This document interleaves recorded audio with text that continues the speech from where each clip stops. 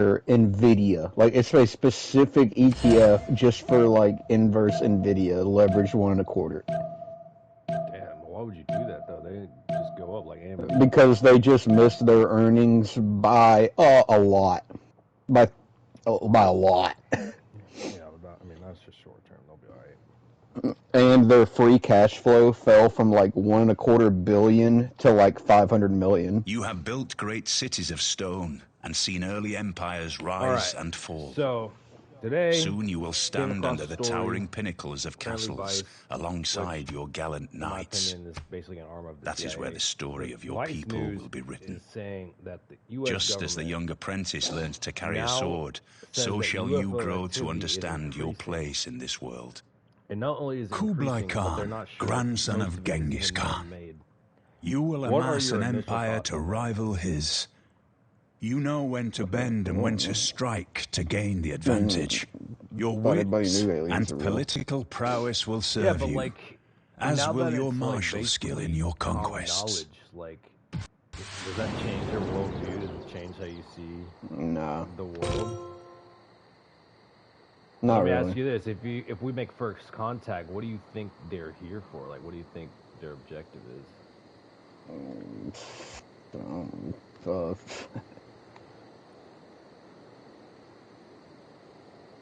mean, shit, I don't know. Like, probably. I mean, in my opinion, you would think that's probably just like science exploration. I mean, if we were checking out a planet that had life, I feel like we would be flying around and kind of just like observing, I guess. But then again, I mean, there could be something more sinister going on. But like, how do you even approach that? Like, they probably think on a whole nother level than we do. So it's like their objectives may not even make sense to us. Like, it's like scary, but also fascinating at the same time. Like, it's terrifying to know that there's like other beings out there that have the ability to fly through the atmosphere and shit, and on our own planet. Like, that is just mildly disturbing. Not mildly, actually. That's very disturbing. Like, the point where it's like, what do we do? Like, how do we stop, or should we stop it? Like, should we treat them as hostile, or should we treat them as like meeting? Like when Christopher Columbus came over and went to the New World, Christopher Columbus thought that the Native Americans were Indians, and he was looking for trade routes. So like his whole objective there was just make contact with the people, become friends with them, so that we can get spices and trade. Yeah, but then what happened when he found out that they had shit that that his people back home wanted?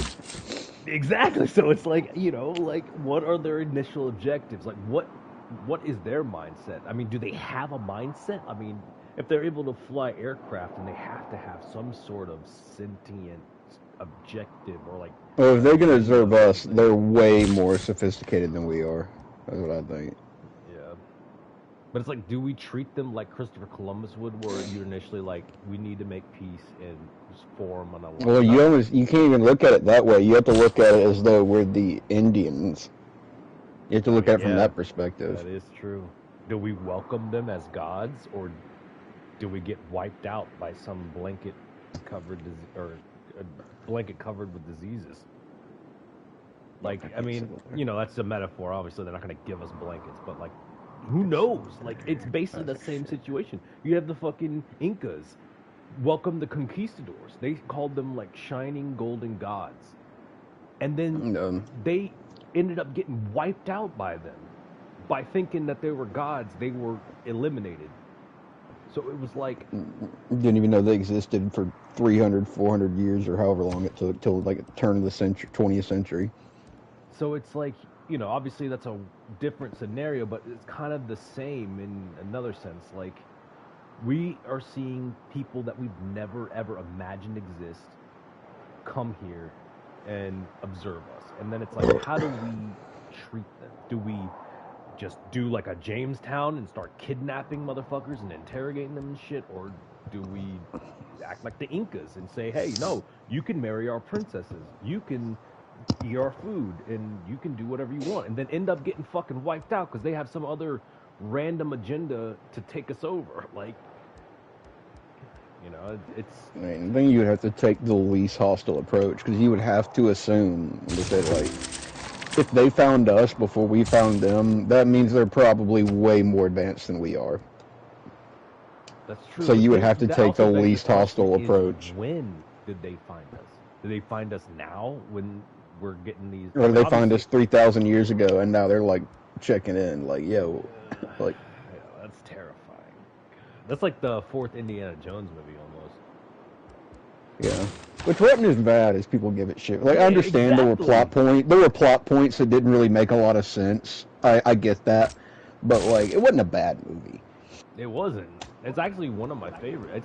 I like the fourth one better than I like fucking Temple of Doom. Yeah. But there's a movie, I haven't seen it, but it's called Arrival, and it's like the plot is when we make first contact and the military is trying to decide how to like communicate with them. Should we treat them with hostility or should we treat them with open arms? And like I think that's the main plot of the movie. I haven't seen it, so if anybody else has seen it and I'm wrong, I'm sorry, but like that's what I understood the plot was, which is very realistic because that's such a hard fucking decision to make. If you're in charge of that, and you're like, sir, what do we do? Like, what do you say?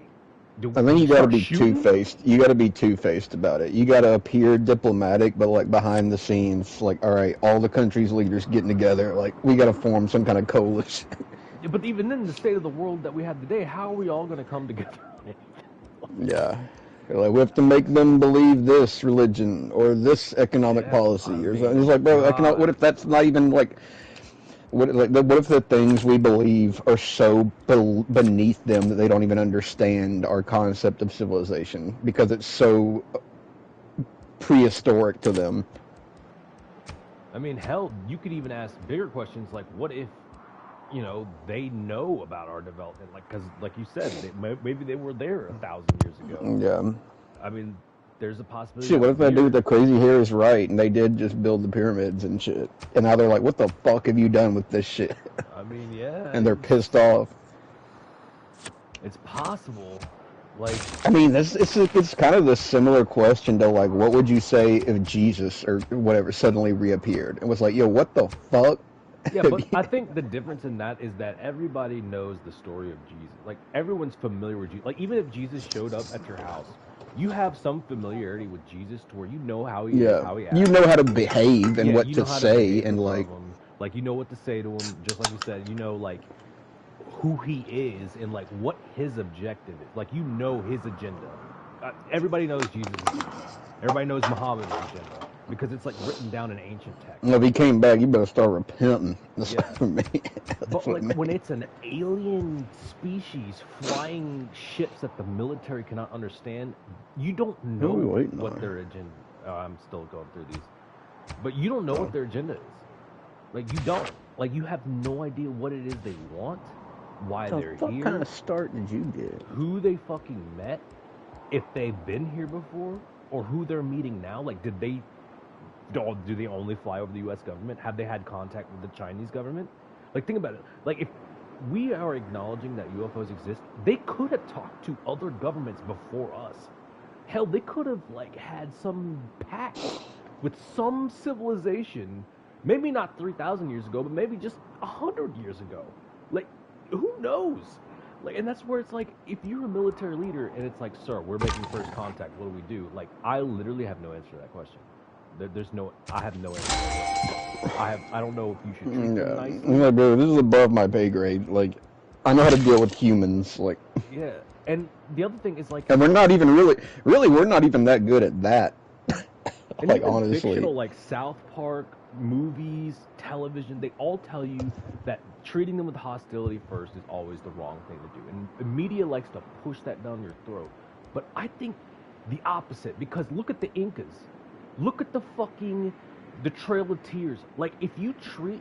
I mean, a lot of those tribes did treat them with hostility, though. Well, yeah, but, like, it didn't help. I mean, obviously their technology was inferior, which is kind of the same... I mean, basically, that is the same situation. Their technology was inferior. Like, they had bows and arrows, and, you know, the explorers had fucking... I mean, if it comes down to it and they want us dead... it will happen. Like, period. That's what I think. Yeah, and that's the other thing. It's like, if they truly wanted us dead, they wouldn't just fly around and... Yeah, also, yeah. And also, and why wait till why would you wait till we became far more advanced and smart? Right, You know, exactly. Like, that's where you take those. Why wouldn't you just do it while we were living in caves and fighting with sticks and shit? Right. Then again, it's like when you go back to the Bible and you read some of these stories, but like in a different context, where it's like you're not thinking about Christianity, you're thinking about we were created in someone's image, and like who that is, like whoever created us in his image, like whether it be the Christian God or whoever created us in his image, they're like leagues more powerful than the first humans. Like way more, because like most of the things you hear in the Bible that are described sounds like futuristic technology. Even in Hinduism, like I read the Bhagavad Gita, and a lot of the wars, when they're helped by gods, the weapons that the gods help them with are like weapons that we have today. Like there's a weapon, I forgot which god uses it, but like they're fighting a war in India, and they said that the explosion caused a mushroom-looking cloud, which made everyone sick for generations. And like I forgot what passage this is, but it's the most bizarre shit. And like, the Indiana Jones movie, it's fictional, but like, I don't know. Like, I feel like that's way more plausible, because like cavemen and shit, they wouldn't know what the hell they're looking at. They'd be like, what the fuck, this is magic. But like, to whoever was doing this, that's not magic, it's just technology. And even the fucking Indians, or the Native Americans, excuse me, they thought that shit was magic. They thought the stupid ass muskets that they had were magic. And that was like crude as fuck. It's like, imagine if we went back into our assault rifles and showed them that. They would think we were gods. Like, I don't know. It's very interesting. I don't know, like, how we should proceed. Like, and obviously, if they're declassifying this now, like, they've probably known about this for years. Like, they've probably known about this since, for maybe even, like, 80s, if not 70s, maybe. I mean, the whole Area 51 thing was a conspiracy. That was 1947. Yeah, I mean, hell, they make those conspiracies to say, like, anybody that questions this looks crazy. So, like, no one believes them. Well, and that was a conspiracy, and then they did eventually have to come out and be like, okay, yeah, we did find something, but it wasn't what you say it is. Right. It was a high-altitude balloon to survey the Soviets. Which, I mean, it makes sense. That's entirely plausible. Yeah, but it's also been plausible that they're lying. And also, if you were leading the government, you would want to do that because, first, it would cause a mass panic. And especially during that time, the United States you might have to pause it and save it, because I don't know how long I'm going to go out and meet this guy. Because I don't want to miss a bunch of early round turns. I don't mind missing turns late. Let's finish this turn and I'll save it and close it. Yeah, and I gotta go downstairs, because this guy, like, they always pass by our house, because, like, our mailbox thing doesn't work, and so you can't see the address. It's like I have to go out there. I've seen people just, like, drive by our house and call me. It's like, yeah, bro, just come back down. And I got flooded on the second fucking turn. That's awesome. The last thing I'm gonna do before I finish this part, we'll call this part 1, is I was gonna say, like, fuck, I don't even know what I was gonna say. We'll just, fuck it, I'll save it, we'll end it here. I'll be back in like 5-6 minutes, though. Alright. I'll be right back, though. Alright.